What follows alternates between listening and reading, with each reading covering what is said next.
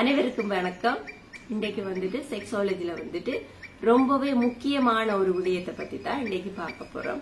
அதுக்கு முன்னாடி இந்த வீடியோ வந்துட்டு முழுமையாக பாருங்க. சப்ஸ்கிரைப் பண்ணாதவங்க சப்ஸ்கிரைப் பண்ணுங்க. பெல் பட்டனை பிரஸ் பண்ணி நோட்டிபிகேஷன் எடுத்துக்கொள்ளுங்க. அப்பதான் நான் தர வீடியோக்கள் எல்லாமே உங்களுக்கு உடனுக்குடன் சேரும். அது மட்டும் இல்லாம வீடியோ வந்துட்டு ஸ்கிப் பண்ணாம பாருங்க. இப்ப என்னட்ட ஆலோசனை பெற்ற சிலர் கேட்ட கேள்வியாக இருக்குது. என்னன்னு பாத்தீங்கன்னு சொன்னா, இந்த ஆண் உறுப்புல வந்துட்டு இந்த பிம்பிள்ஸ், அதாவது பருக்கள், ஆண் உறுப்புல வந்துட்டு வெடிப்புகள் ஏற்படுது என்ன காரணத்தினால என்று கேட்டிருக்கிறாங்க. அது மட்டும் இல்லாம அதுக்கான தீர்வுகளை நான் அவங்களுக்கு கொடுத்திருக்கிறேன். அதை நம்ம இன்றைக்கு நம்மளோட சீனியர் டாக்டர்கிட்ட டீட்டெயிலா இன்றைக்கு கேட்போம். அப்ப உங்களுக்கு ஒரு தெளிவு உங்களுக்கு கிடைக்கும். அப்பா கொஞ்சம் வாங்க.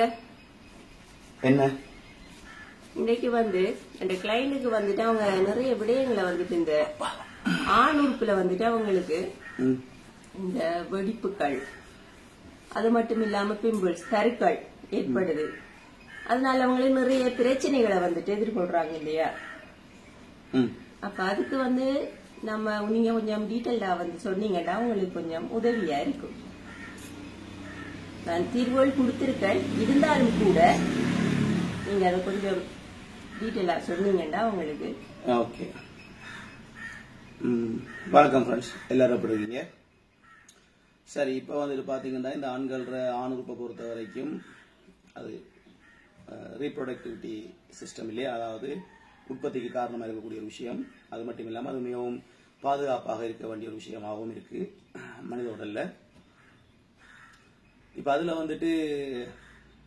வரக்கூடிய ஆரம்ப கட்டமா வரக்கூடிய பாதிப்புகள்ல இந்த பிம்பிள்ஸ், கிராக்ஸ், அதாவது பருக்கள், கொப்பளங்கள், தோல் வெடிப்பு ஏற்படுறது, அந்த மாதிரியான விஷயங்கள் ஆண்குறியில் ரொம்ப இலகுவா வரக்கூடும். இதுல இதுக்கான பிரதானமான காரணங்களை பத்தி பாக்குறதா இருந்தா, முதல் காரணம் நம்ம உறவு கொள்ற பெண்களுடைய பெண்ணுறுப்புல இருக்கிற சுகாதாரம். இப்ப நம்ம பல பெண்களோட போகக்கூடியவங்களாக இருந்தா, அல்லது ஈவன் கேர்ள் ஃபிரெண்டோட இருக்கிறதா இருந்தா கூட இல்ல வைஃபோட இருக்கிறதா இருந்தா கூட, அவங்க எந்த மாதிரி அவங்களுடைய பெண்ணுறுப்பை பாதுகாக்கிறாங்க அல்லது சுத்தமா வச்சிருக்கிறாங்க என்கிறது ரொம்ப அவசியமான ஒரு விஷயம். இந்த பாலியல் துறையில, பாலியல் விஷயத்துல, தாம்பத்தியத்துல அதை தெளிவா புரிஞ்சுக்கணும். அப்ப அவங்கள்ட்ட இருந்துதான் அதிகளவான நோய்கள் ஆண்களுக்கு வருது பெரும்பான்மையா.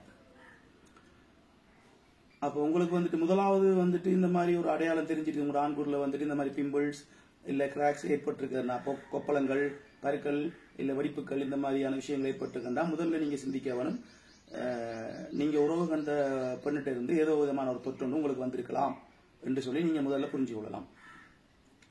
அப்படி இல்லாம சுய இன்ப பழக்கம் இருக்கிறவங்க, இந்த மாதிரி பெண்கள் இல்லை எங்களுக்கு கேர்ள் ஃப்ரெண்ட்ல, பட் நான் தனியாக இருக்கு, இருந்தாலும் எனக்கு இப்படி ஆயிருக்கு என்று சொன்னா அதுக்கு பல காரணங்கள் இருக்கு. அதுல பிரதானமான காரணம் உங்களுடைய சுகாதாரம், சுத்தம். உங்களுடைய ஆண் உறுப்பை நீங்க எந்த மாதிரி வச்சிருக்கீங்க, அதாவது தினமும் 2 வாட்டி, குறைஞ்சபட்சம் 2 வாட்டி அது நீங்க குளிக்கணும். நல்ல அழுக்கு தேய்ச்சி குளிக்கணும். அளவுக்கு அதிகமான ரோமங்கள் அதுல இருக்குமெண்டா அந்த ரோமங்களுக்குள்ள பாக்டீரியாக்கள் ரொம்ப வேகமா ஸ்ப்ரெட் பண்ணும், அதாவது பரவி கிடக்கும். சுத்தம் இல்லாட்டி வியர்வையின் காரணமாக, அழுக்கு காரணமாக இருக்கும். அதனால ரொம்ப நல்லா சோப் போட்டு தேய்ச்சி குளிக்க வரும். அடுத்தது ஒரு தடவை போட்ட உள்ளாடை, ஜட்டி அல்லது அண்டர்வேரை நீங்க திருப்பி திருப்பி பாவிக்க கூடாது. அதாவது இப்ப காலையில நீங்க இன்னைக்கு ஃப்ரெஷ்ஷா ஒரு அண்டர்வேரை போடுறீங்க, வேலைக்கு போயிட்டீங்க, சாயந்தரம் வர்றீங்க, அதை கலட்டி ஹேங்கர்ல கொழுவுறீங்க, நாளைக்கு திருப்பி வேலைக்கு போகும்போது திருப்பி அதை தூக்கி போடுறீங்க. தப்பு, அதை செய்யவே கூடாது. ஒரு தடவை போட்டு நீங்க கழட்டிட்டீங்க உடம்புல, அது ஒரு 1 hour இருந்தாலும் சரி, ½ hour இருந்தாலும் சரி, இல்ல 3 hours இருந்தாலும் சரி, நீங்க ஒரு வாட்டி போட்டுட்டீங்க, அதை கலட்டிட்டீங்க, திருப்பி அதை நல்லா அலம்பி கழுவாம அதை போடக்கூடாது. அதை ரொம்ப தெளிவா புரிஞ்சு கொள்ளுங்க. ஹாஸ்டல்ல இருக்கக்கூடிய பசங்களா இருக்கட்டும், இல்ல இந்த மாதிரி ஐடி கம்பெனியில் இருக்கிற பசங்களா இருக்கட்டும், வேலையில் இருக்கிறவங்க வந்துட்டு கம்பெனியில் இருக்கிறவங்க ஒர்க் ஸ்ட்ரெஸ்ல வந்துட்டு உடுப்புகளை வந்துட்டு உண்மையா கழுவுறது இல்லை. வாரத்துக்கு ஒரு வாட்டி ஒட்டுமொத்தமாக சேர்த்து வச்சு கழுவுறாங்கலாம் இருக்காங்க.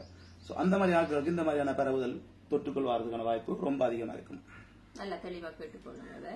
அப்ப வந்துட்டு இதை வந்து ரொம்ப கவனமா கவனிக்கணும். அண்டர்வேரை வந்துட்டு எப்பவுமே ஒரு தரம் போட்டு கழட்டிட்டீங்கன்னா அதுல வந்துட்டு அவ்வளவு ஸ்பெர்ம், அதாவது பாக்டீரியாஸும் வேர்ம்ஸ் அல்லது வந்துட்டு ஃபங்கல் எஃபெக்ட்ஸ் அப்படி ஏதாவது வந்துட்டு அதில் பரவி இருக்கக்கூடும். அதனால அதை வந்துட்டு திருப்பி அலம்பி கலவாம போடக்கூடாது. அடுத்தது வந்துட்டு யூரினேட் பண்ணதுக்கு பிறகு, அதாவது வந்துட்டு வாஷ்ரூம் போனது, பாத்ரூம் போனதுக்கு பிறகு அல்லது சிறுநீர் கழிச்சதுக்கு பிறகு வந்துட்டு உங்களோட ஆண்குறியை வந்து உடனடியாகவே கழுவிக்கொள்றது உத்தமம். இந்த மாதிரி பாதிப்புகள் இருக்கக்கூடிய ஆண்களாக இருந்தா, அடிக்கடி எனக்கு இந்த மாதிரி பிரச்சனை வருது என்று நீங்க நினைக்கிறதா இருந்தா, உங்களோட ஆண்குறியை வந்து ஒவ்வொரு முறையும் நீங்க யூரின் பாஸ் பண்ணதுக்கு பிறகு, சிறுநீர் கழிச்சதுக்கு பிறகு அதை நல்லா அலம்பி கழுவிட்டு அண்டர்வேர போடுறதுதான் நல்லது. அது நீங்க மேக்சிமம் வந்துட்டு அதை முயற்சி பண்றது எல்லா விதமான பாலியல் நோய்களுக்கு, ஆண்களுக்கு வரக்கூடிய நோய்களுக்கு வந்துட்டு ஒரு தீர்வாக அமையும். மற்றது வந்துட்டு இந்த மாதிரி அண்டர்வேரை வந்துட்டு கழுவி போட்டு அதை வந்துட்டு கடுமையான வெயில்ல கடும் வெயில்ல நல்ல ஹீட்டா இருக்கு, வெயிலா இருக்குன்னு போடாதீங்க. நேரடியான சூரிய ஒளியில வந்துட்டு இந்த உள்ளாடைகளை உலர்த்தாதீங்க, காயப்படாதீங்க. காரணம் என்னன்னா வந்துட்டு இப்ப வந்துட்டு இருக்கக்கூடிய சோலார் சிஸ்டத்துல இருந்து நமக்கு சூரிய கதிர்கள் இருந்து வரக்கூடிய அல்ட்ரா வயலட் ரைஸ், அதாவது புற ஊதா கதிர்கள் சொல்லக்கூடிய சில கதிர்வீச்சுகள் வந்துட்டு நம்மட உடுப்புகள்ல படுறதுனால அதன் மூலமாக ஸ்கின் டிசீஸ் வந்துட்டு சரும நோய்கள் அதிக அளவுல பரவுறதாக விஞ்ஞான ரீதியாக கண்டுபிடிக்கப்பட்டிருக்கு. அதனால வந்துட்டு அந்த மாதிரி நேரடியா வந்துட்டு கடுமையான வெயில்ல வந்துட்டு நேரடியான சன்லைட்டை உடுப்புகளை உலர்த்தாதீங்க. உங்களோட ஆண்குறியை நீங்க பாதுகாக்கணும் விரும்பினீங்கன்னா அதை பண்ணாதீங்க நிச்சயமா. மற்றது வந்துட்டு 3 மாசத்துக்கு மேல ஒரு அண்டர்வேரை பாவிக்க கூடாது. அது நீங்க சொல்லிருப்பீங்க எல்லாருக்குமே எல்லாமே. 3 மாசத்துக்கு மேல வந்துட்டு ஒரு அண்டர்வேரை பாவிக்காதீங்க. அதனுடைய கொட்டனோ அல்லது பாலிஸ்டர் எந்த துணியா இருந்தாலுமே அதனுடைய அந்த அந்த நூல்ல வந்துட்டு நமக்கு தெரியாமலேயே வந்துட்டு அந்த பாக்டீரியாக்கள் சேர்ந்து இருக்க கூடும். ஏன்னா அது வந்துட்டு எப்பயுமே ஒரு நெருக்கமான இடத்துல இருக்கிற ஒரு விஷயம்ங்கிறதுனால அங்க வந்துட்டு கிருமி தொற்று அதிகமா இருக்கும். இதெல்லாம் பாவீங்க. இந்த மாதிரியான விஷயங்களை கடைப்பிடிங்க. மற்றது வந்துட்டு கடுமையான வெயில்ல வேலை செய்யறவங்களாக இருந்தா அல்லது வந்துட்டு அதிக நேரம் கண் முழிச்சு வேலை செய்யறவங்களா இருந்தா உடம்பு வந்து ஹீட் ஆகும். அதன் மூலமாகவும் இந்த பாதிப்புகள் வரதுக்கு வாய்ப்பு இருக்கும். சோ அந்த மாதிரி இருக்கிறவங்க வந்துட்டு கொஞ்சம் உடம்பை வந்துட்டு சில்லா வச்சுக்கொள்ளக்கூடிய மாதிரியான உணவுகளை வந்துட்டு பயன்படுத்துங்க. குறிப்பா வந்து ஏர் கண்டிஷன்ல ஏசியில வேலை செய்யற பசங்க நல்ல டைட்டான டெனிமை போட்டிருப்பாங்க, ட்ரௌசரை போட்டிருப்பாங்க. உள்ளுக்கு வந்து அண்டர்வேர் வந்துட்டு வெளியில விடுதான் சில்லுன்னு இருந்தாலுமே உள்ளுக்கு அண்டர்வேர் வந்துட்டு நமக்கு அறியாமலேயே அது வந்துட்டு வியர்வையை உண்டாக்கி அந்த வியர்வையில வந்துட்டு பாக்டீரியாஸ் உருவாகி இந்த மாதிரியான பாதிப்பு வரதுக்கு அதிக காரணமா இருக்கும். அப்ப அதையும் வந்து தவிர்த்துக் கொள்வது ரொம்ப நல்லது.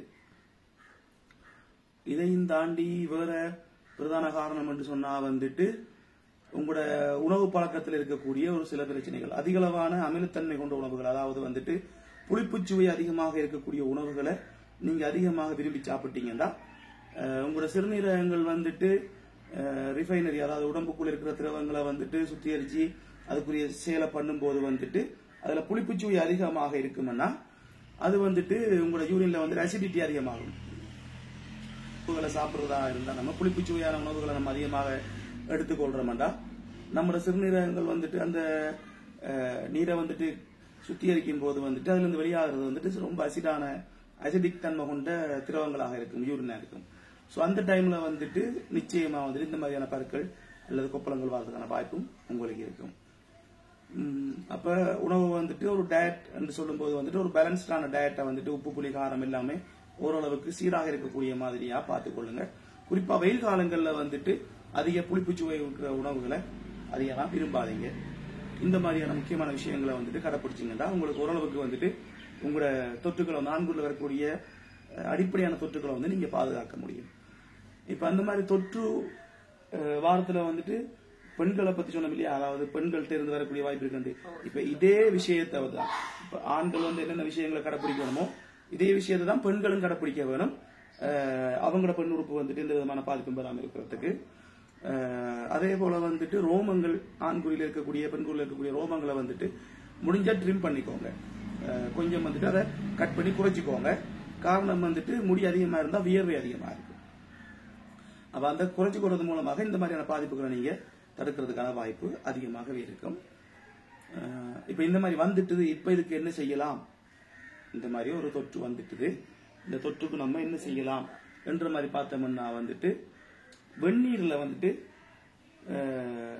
சிறிதளவு உப்பை கலந்து, அதாவது விரல் தொடக்கூடிய அளவுக்கு இருக்கக்கூடிய பதத்தில் இருக்கிற வெந்நீர்ல சிறிதளவு உப்பை கலந்து அந்த உப்பு நீரால வந்துட்டு ஆண்குறி பெண்குறியை வந்து நம்ம 2-3 வாட்டி கழுவி வந்தோம்னா, அலம்பி கழுவி வந்தோம்னா இந்த பாதிப்புகள் வந்து நம்மளை விட்டு அகலம் ரொம்ப இலகுவா. அதாவது வீட்டுல அதுல நிச்சயமா ஒரு சின்னதா எரிச்சல் இருக்கு. நம்ம அந்த எரிச்சல் கொடுக்கிற காரணமே வந்துட்டு எதுக்காகண்டா வந்துட்டு அந்த அதுல இருக்கக்கூடிய தொற்றுகளை வந்துட்டு இலகுவாக நீக்கிறதுக்கு. உப்பு வந்து மிக பிரதானமான ஒரு மருந்து, சோல் வந்துட்டு ஒரு பிரதானமான மருந்து இந்த மாதிரியான கிருமி தொற்றுகளை வந்து நீக்கிறதுக்கு. அதனாலதான் உணவுப் பொருட்களை பாதுகாக்கிறதுக்காக நாங்கள் உப்பை பயன்படுத்துறோம், சரிதானே? சோ அது வந்துட்டு உங்களுக்கு உதவி பண்ணும் முதல் கட்டமாக. அதை தவிர மருத்துவ ரீதியா வந்துட்டு ஏதாவது மருந்துகளை சொல்லுங்க, அது இப்படி இருக்காண்டா அதை வந்து நீங்க வளமை போல டாக்டரை கேட்டு அவங்கள்ட்ட கேட்டு கவுன்சிலிங்ல நீங்க அதை தெரிஞ்சு கொள்ளுங்க. அவங்க அதுக்கான விஷயங்களும் உங்களுக்கு சொல்லி தருவாங்க. வேற ஏதாவது இருக்கா இது சம்பந்தமா கேட்கறதுக்கு? எல்லாருக்குமே இது தெளிவாக வந்துட்டு விளங்கியிருக்க நினைக்கிறேன். எல்லா டீட்டெயிலா வந்து நம்மளோட சீனியர் டாக்டர் உங்களுக்கு வந்துட்டு சொல்லியிருக்காரு. இதை நீங்க கடைபிடிச்சிருந்தாலே உங்களுடைய ஆண் உறுப்புல ஏற்படக்கூடிய பாதிப்புகள்ல இருந்து, ஆண் உறுப்பு பெண் உறுப்புல வரக்கூடிய பாதிப்பு தொற்று சின்ன சின்ன தொற்றுகள் இருந்து நீங்க வந்துட்டு ஒரு பிரிவென்ட், அதாவது வந்து ஒரு பாதுகாப்பு மாதிரி நீங்க அதை அமைச்சு கொள்ளலாம். தொற்றுகள் வராத மாதிரி நீங்க பார்த்துக் கொள்ளலாம்.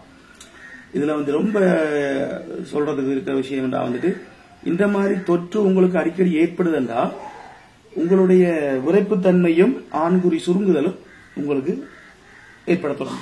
இப்ப பெண்ணை பொறுத்த மட்டும் பெண்ணுக்கு இந்த மாதிரி தொற்றுகள் ஏற்படும், அவங்களுக்கு வந்துட்டு குழந்தை உண்டாகிற பாக்கியம் இல்லாம போகும். பெண்ணுக்கு இந்த மாதிரி தொற்றுகள் உண்டாகும் என்று சொன்னா நடக்க மாட்டா, அவங்களுக்கு குழந்தை பெறுறது ரொம்ப கடினமா போகும். ஸ்பெர்ம் வந்துட்டு உள்ளுக்கு செலுத்தப்படும் போது அந்த கிருமிகள் தொற்றுகள் வந்துட்டு அந்த ஸ்பெர்ம்ல இருக்கக்கூடிய அணுக்களை வந்துட்டு அழிச்சிடும். அதன் மூலமாக வந்து அவங்களால கருக்கட்டம் நடக்காது, அபோஷன் ஆகிறதுக்கான வாய்ப்பு தான் இருக்கும். அப்படி இல்லைன்னு சொல்லி இருந்தா கூட கருக்கட்டினா கூட அந்த குழந்தை வந்து 2 மாசத்துல அபோஷன் ஆகிறதுக்கான வாய்ப்பு அதிகமா இருக்கும். ஆண்களை பொறுத்த வரைக்கும் உங்களோட ஸ்பெர்ம்ல வேற பிரச்சனை கவுண்ட்ல அப்படி எல்லாம் மாற போறது, அது வந்து உள்ளுக்கு உற்பத்தி ஆகிற விஷயம் அப்படி ஆக போறது இல்லை. ஆனா விரைப்புத்தன்மை ரியாக்ஷன் பிளஸ் சுருக்க நிலை ஏற்படுறது இந்த மாதிரியான விஷயங்கள் வந்து உங்களுக்கு இலகுவா வந்துடும். அதனால எந்த அளவுக்கு வந்துட்டு சிறு தொற்றுகள் நீங்க தவிர்த்து கொள்றீங்களோ அந்த அளவுக்கு வந்து உங்களுக்கு உங்களோட ஆண்குறியினுடைய ஆற்றல் அல்லது சக்தி உங்களுக்கு நீண்ட காலத்துக்கு வரும். மற்றது வந்துட்டு ஆண்குறி சார்ந்த விஷயங்கள் ஆண்கள் வந்துட்டு இந்த பெண்களோட, அதாவது அளவுக்கு அதிகமான கேர்ள் ஃபிரெண்ட் வச்சிருக்கிறவங்க இல்ல விலை மாதர்கள் ப்ரோஸ்டிடியூஷன் இந்த மாதிரி விஷயங்கள் ஈடுபடுறவங்களுக்கு இந்த மாதிரி தொற்று வரதுக்கு அதிகமான வாய்ப்பு இருக்கும். அந்த மாதிரி தொற்று வந்தா கூட வந்துட்டு உங்களுக்கு வந்துட்டு இந்த திருமணத்துக்கு முன்னால எல்லாருமே சில பழக்கங்கள் வச்சிருப்பாங்க இல்லையா? இப்ப ஹேண்ட் ஜாப்ங்கிறது ப்ளோ ஜாப்ங்கிறது அது வேற மாதிரி போயிடும், அதாவது வந்துட்டு மாஸ்டர்பேஷன்ன்றது வேற மாதிரி போயிடும். இந்த அந்த பெண்களோட உறவு வச்சுக்கொள்றவங்களை பொறுத்த வரைக்கும் இந்த மாதிரியான வாய்ப்புகள் ரொம்ப அதிகமா இருக்கும். திருமண வாழ்க்கைக்கு பிறகு அவங்களுக்கு வந்து நிச்சயமா எரெக்ஷன் ப்ராப்ளம் கட்டாயம் வரும். குடும்பத்துல வந்து நிறைய பிரச்சனைகள் அது வந்துட்டு நிச்சயமா வந்துட்டு மனைவியை திருப்திப்படுத்த முடியாம போகலாம், அல்லது வந்துட்டு குழந்தை பாக்கியம் இல்லாம போகலாம். இப்படி பல காரணங்கள் அதுல தங்கும். அதனால வந்துட்டு மாஸ்டர்பேஷன் பண்றது வந்துட்டு எவ்வளவோ பரவாயில்ல, நீங்க பல பெண்களோட உறவு வச்சுக்கொள்றத விட. சோ அதை வந்துட்டு ஞாபகம் வச்சுக்கொள்ளுங்க எல்லாரும், அது வந்துட்டு ரொம்ப இம்பார்ட்டன்டான ஒரு விஷயம். ஓகே, அப்ப வீடியோ வந்துட்டு முடிஞ்ச வரைக்கும் ஷேர் பண்ணுங்க, எல்லாருக்கும் இந்த தகவல் கிடைக்கட்டும். இன்னொரு வீடியோவில் நான் உங்களை சந்திக்கிறேன். உங்களுக்கு ஏதாவது இருக்கா சொல்றது? நானும் நாளைக்கு இன்னொரு வீடியோவில் வந்துட்டு உங்களை சந்திக்கிறேன். மறக்காம இந்த வீடியோ வந்துட்டு எல்லாருக்குமே ஷேர் பண்ணுங்க, எல்லாருக்குமே இது பலன் கிடைக்கட்டும். நன்றி வணக்கம். நன்றி வணக்கம். தேங்க்யூ.